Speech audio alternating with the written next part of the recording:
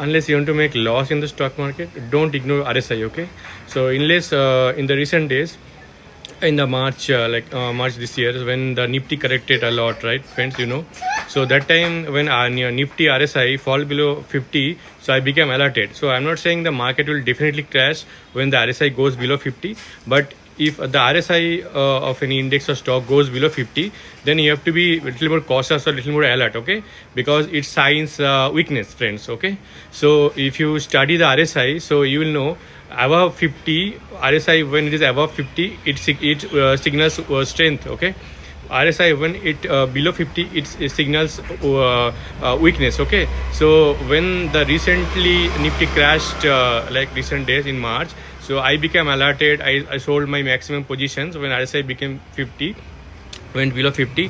So that is the point, like you have to get cautious. Okay, you have to be alert. Okay, I'm not saying the market will definitely crash when RSI goes below 50, because sometimes what happens, friends, even though RSI goes below 50, it takes support at RSI 40. Okay, sometimes it takes support at RSI 40, not every time, but sometimes it takes support at RSI 40.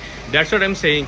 When RSI goes below 50, it is not definitely a negative signal, but it is a signal where you get more cautious, you get more alert. Okay, because that signals the momentum weakness. Okay, and when it goes above 50, so that's the signals the momentum strength, friends. Okay, so this is about RSI, friends. And in my previous line, previously I explained like how the 200-day moving average works, like when it breaks down the 200 EMA, so that is a exit signal. So that is how also you can take it, like if because the RSI 50 signal will come before the 200 EMA signal come later, but if both comes together, that means it's a definitely exit signal, friends. Okay, be alert. So if you notice in the March this year, when the Nifty crashed, RSI 50 first went below 50, and then it broke down the 200 EMA also. Okay, right?